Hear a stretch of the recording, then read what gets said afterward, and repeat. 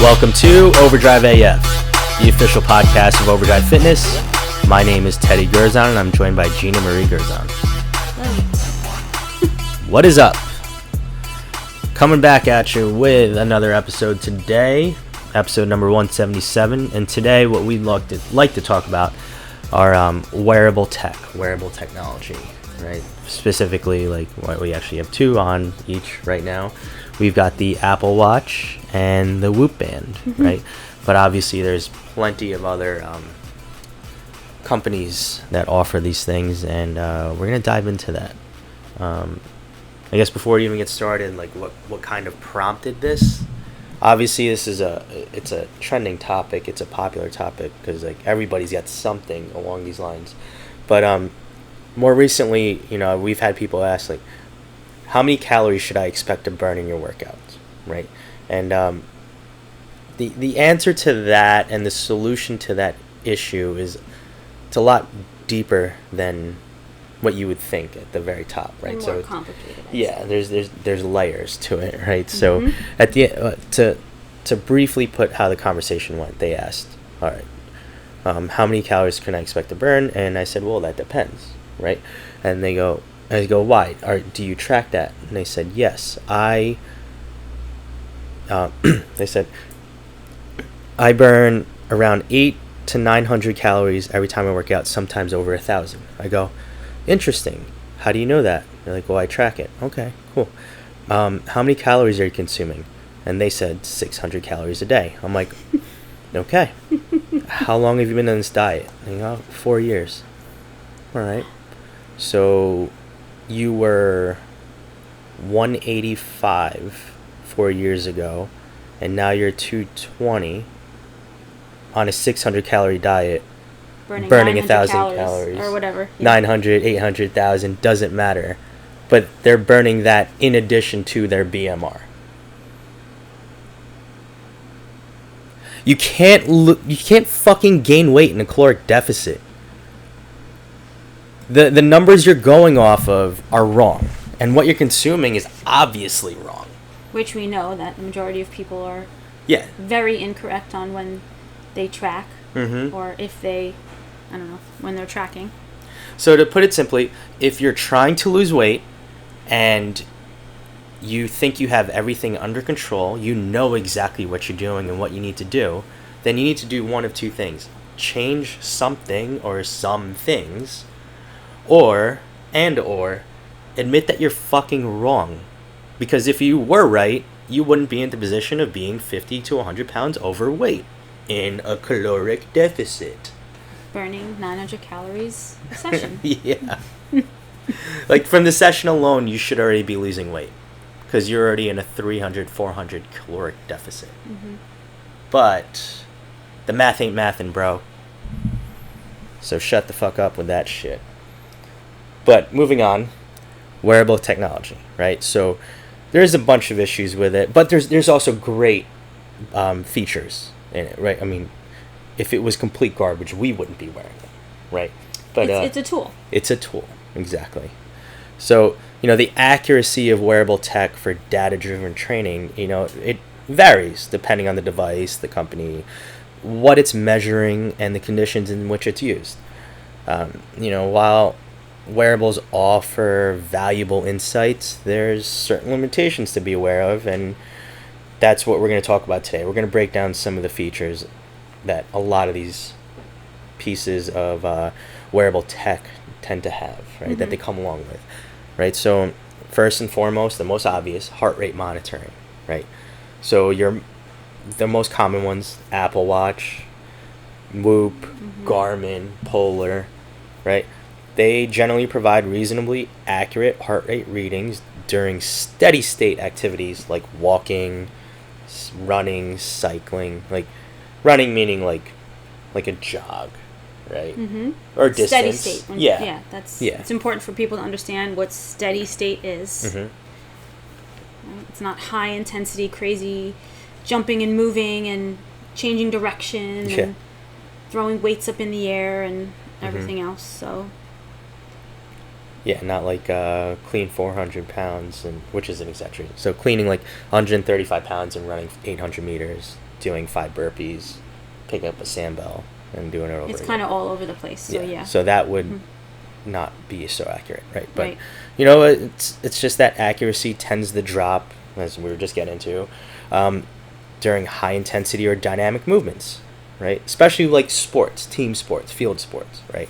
And why is that? It's because of the movement of your wrist, considering the fact that you wear it on your wrist most often, right? So, and you know, the way these things work, if you've ever seen it, like the Whoop does the same thing now too. An Apple Watch, I mean, Apple did get sued for stealing their technology. That's a whole nother story. But they use optical sensors, right? So if you ever take off your Apple Watch and you kind of look at it, maybe sometimes you feel like you're going blind. That green light's like shining in your eyes, right? That's like penetrating your skin. And that's how it's getting the readings, right? The feedback it's getting from the sensors, right? So you know, they are prone to errors in intense activities. So if that's the case, then we would highly recommend maybe you switch to a chest strap monitor, right? So there's plenty of companies, like off-brand companies, that will make a chest strap for your Apple Watch or your Whoop. And the Whoop is great too because, as we know, like we've seen everything they have. They have even underwear. Yep. So you can put it in your underwear, whether it be below your waist or in a sports bra for you biological females. And then even a bicep strap too, or even I think they make an arm sleeve as well. So there's many ways to take it off your wrist. I think they do make an arm sleeve now. Yeah, so that's great. Closer to the heart. It's more accurate. Yeah. I think Patrick Mahomes wears it on his bicep. I think that's the one that he like they put under his name, to like the Pat Mahomes package. Yep. Right. So heart rate monitoring. That's one of the features with wearable technologies. So moving on. So we'll head into step counting. So step counting, right? The accuracy in step counting is usually, I want to say sometimes accurate. I don't want to say usually accurate on most devices, but that again, that's during, consistent cadence, regular movement like walking or jogging. I think it starts to get thrown off when we're doing things obviously like cycling. Again, high intensity activities, things where you're jumping from exercise to exercise, when they're really violent, explosive, reactive reps, when you're kind of cutting and planting and all over the place. I think that most of the time it can be either over or under because of the movement changes. So again, if it's a steady state movement pattern like walking or jogging, then I think we're pretty safe. Maybe walking up and down the stairs, walking your dog, kind of like that. Just basic, maybe you're doing things around the house, laundry and, cleaning and things like that. Okay. But I think that most of the time, the accuracy tends to drop quite a bit. Just because of the mere fact of the high and the low and the erraticness of the movement patterns. It's not equalized, and it's kind of all over the place. Not saying that that should take away from what you're doing, but at the end of the day, we have to remind ourselves that these wearables are, it's data, it's a tool, but it's not 100%. Just because there's a computer attached to you, in a sense, and it's delivering information, you're delivering that information to it, doesn't necessarily mean it's foolproof and it's, right on point. So that's one thing that we definitely have to keep in mind. Yeah, I mean, like, even with step counting, as far as, inaccurate readings, what was that one we used to use a while ago? There was two of them. There was, obviously Fitbit was one. The jawbone. Jawbone, yeah. Remember, it was like a clasp. Yeah. And I would lose mine all the time. Yeah. So I just didn't. It read, it counted steps when I was doing air drums. So I remember driving Yeah. somewhere and I was listening to like a lot of Metallica, Iron Maiden. You were getting your exercise in Megadeth. during the Yeah. So by the time I got road trip. from New City to Stony Point, I had added like 5,000 steps. Meanwhile, I was driving the whole time because it counted my air drums as steps. So a lot of speed metal. I think just at the end of the day, we should always look for consistency. Yes. So if you have a goal of 10,000 steps, then Monday through Sunday, try to maintain that movement of 10,000 steps. At the end of the day, again, we're retrieving data from the wearable. Just maintain consistency. It's a tool. So step counting was one that we wanted to go over, but at the end of the day, there's some ups and downs with it. There's some inconsistency with it. So now moving on to what we kind of let off with, calorie burn estimation, right? So, these pieces of technology, they do provide rough estimates, right? They're rough estimates based on the reading of your heart rate, what you enter as far as your age. So stop lying about that, ladies. And even Black CJ, who's been 30 for the last 7 years. You're and everything else, height, whatever. So everything you put in, and that's the only way the computer can actually come up with anything. It depends on what you put into it, right? So the calorie burn estimation, it just can be off, right? But they are rough estimates, right? So chances are, if it says like 100 or 1,000, right, then that's going to be very different, right? But if it's always varying between, like, let's say 400 and 500 calories, like, okay, so it's off by maybe 50 calories each direction. Not so bad, right? But you don't ever want to see anything that's like a huge discrepancy. So when you fill out, they usually ask for They usually ask for feedback, right? Usually these wearables ask for feedback. The better ones. Not all of them, right? Yeah. But be honest with how you choose to answer your day-to-day, daily kind of questions that it uses to not only put together, say a monthly and yearly outline for you and where you would normally be, like what your year looks like or what your month looks like or your day-to-day, and it'll help you to obviously recover better. It'll help you to perform better, but at the end of the day, we need to be honest with how we're answering these questions. Yeah, like for instance, so the Whoop specifically has a journal that you're supposed to fill out every day. Right. So that would be one example that we're talking about. So again, your metabolic rate, your body composition, and how accurately it's reading your heart rate.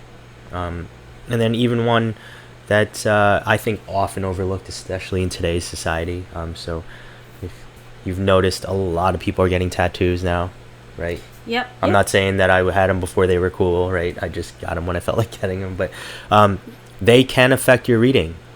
So, I learned that the hard way. The condition of your skin will affect that too. So the moisture exactly. of your skin. And we've had members here that had no idea that was happening because we'd go over their data with them, and I'd be like, yeah, this seems really off. They're like, I don't understand why. I'm like, where do you wear it? And I see, I'm like, oh, it's that fresh tattoo. Gotta give it time to really be absorbed into your skin, and then it'll start working again, right? Maybe their skin was really dry. Or like if the ink is just very, like, the area is dense, right? So as you can see with me, where it's right on that American flag stripe. But yeah, all right, cool. So next feature. So we're talking about sleep tracking. So I think sleep in itself, we know, is always priority. It's even more, it kind of battles with the nutritional component of our daily lives. I think sleep tracking and just sleep in general, is the quality of your sleep is crucial in regards to your recovery your your daily psychological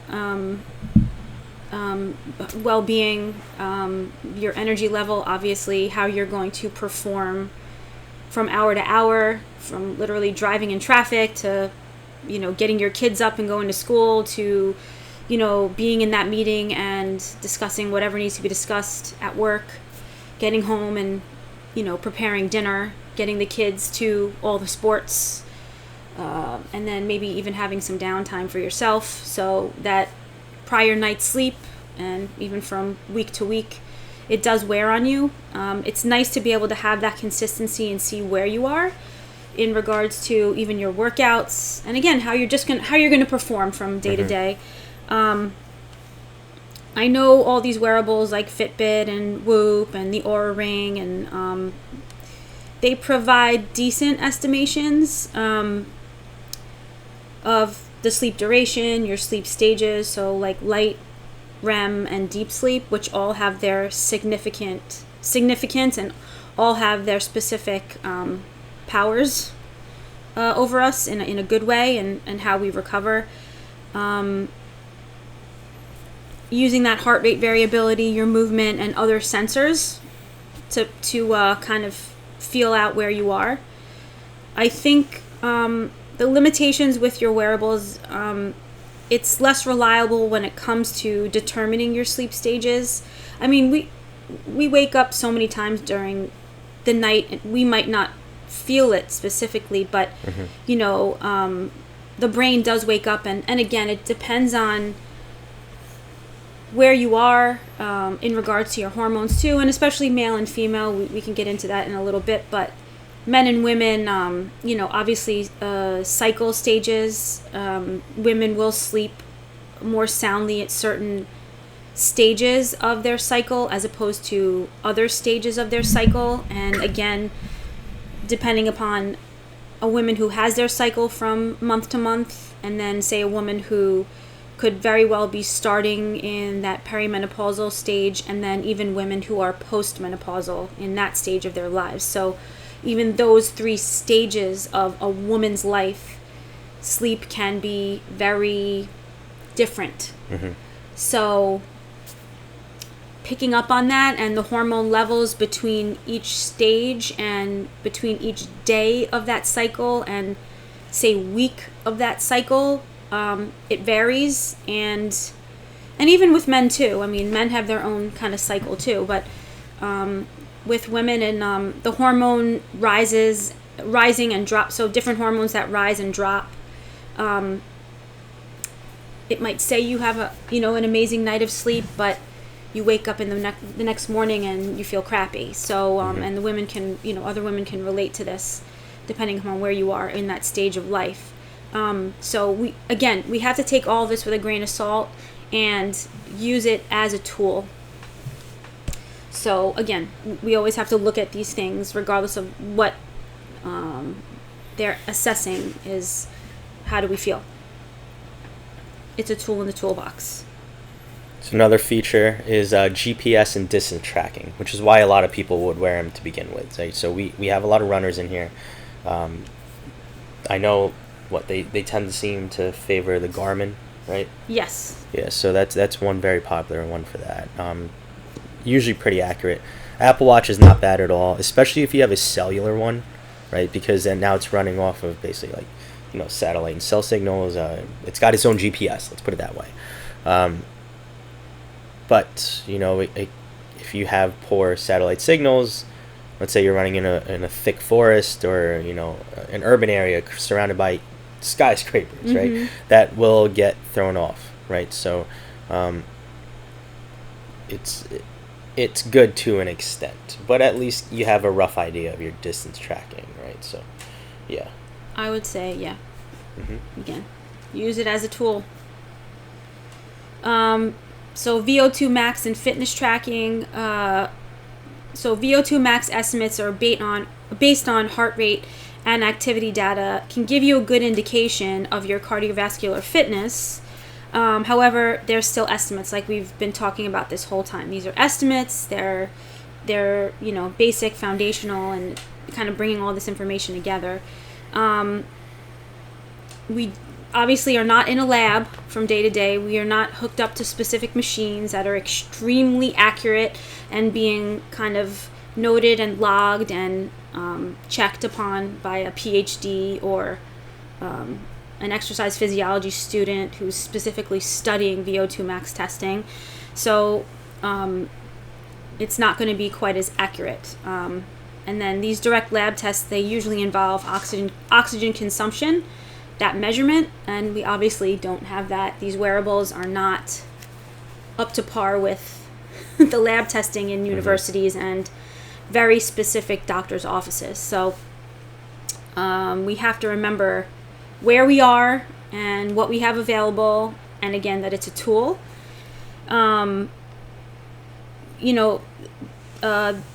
This VO2 max and fitness tracking too can definitely be affected by your hydration, how tired you are, so your fatigue, different environmental conditions, temperature, so heat and cold, and again, that can be another physiological difference between men and women there.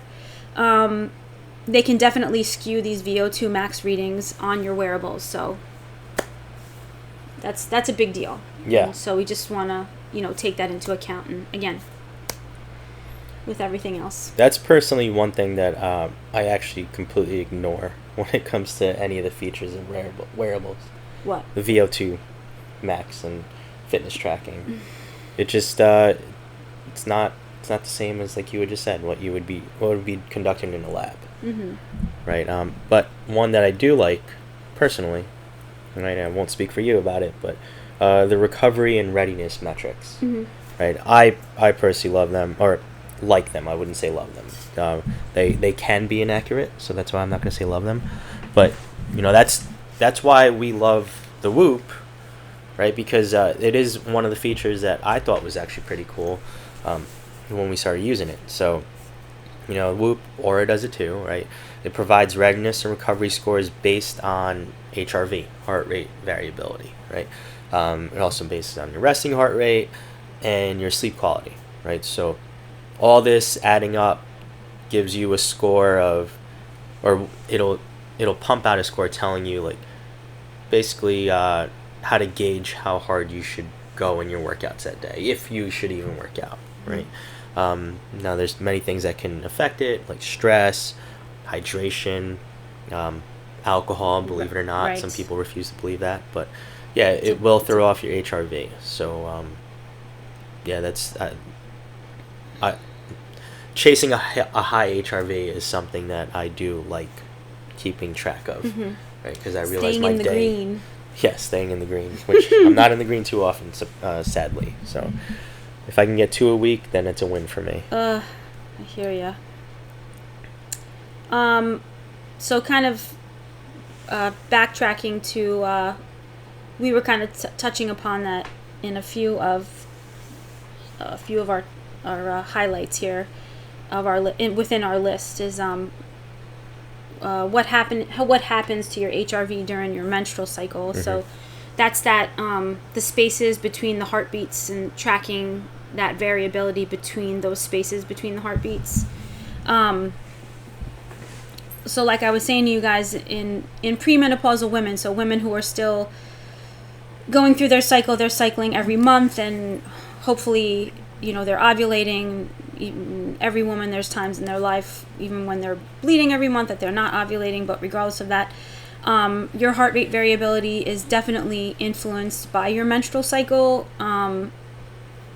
We go through different phases, so there's 2 different phases of the menstrual cycle. You have that low hormone phase, which is your follicular phase, and then you ovulate, and then you have your high hormone phase, where obviously if the egg is not fertilized, then it's preparing to shed the lining, and then you bleed. So basically, hormones tend to they drop and start to fuel back up from the first day of your cycle, which is when you first start to bleed, all the way up into ovulation. And that's usually when HRV is at its highest, so your heart rate variability is at its highest. And then after you ovulate, progesterone rises. It stimulates that part of your nervous system, your sympathetic nervous system, your fight or flight nervous system, not fight or flight response, or that aspect of your nervous system.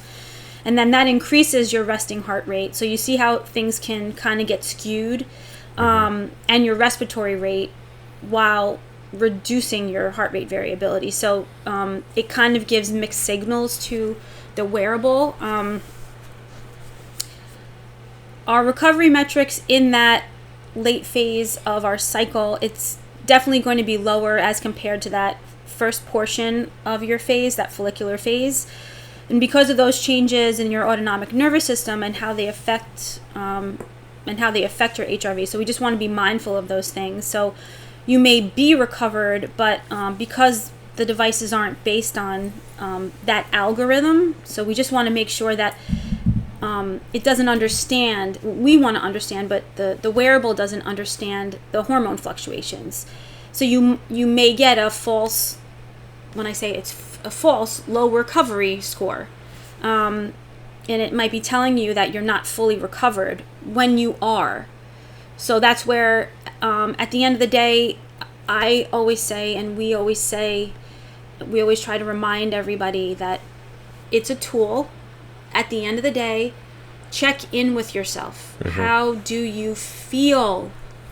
If you know that you've just passed that ovulation phase, you just know your body, and you've had, very hard workouts the week prior. You were really hitting it hard. After ovulation, usually that week or so before your cycle starts, you just might want to be mindful of what you're doing in the next week, what your training looks like, what your daily schedule looks like. Making sure that we really check in and get enough sleep. Focusing on maybe some meditation or some journaling, just bringing yourself back down to center. At the end of the day, check in with yourself. At the end of the day, know where you need to be. And regardless of what this app is telling you, what this wearable is telling you, what do you need? So. Mm-hmm. And for men that do not go through a menstrual cycle, if you have low recovery, hold on, I'm messing something up here.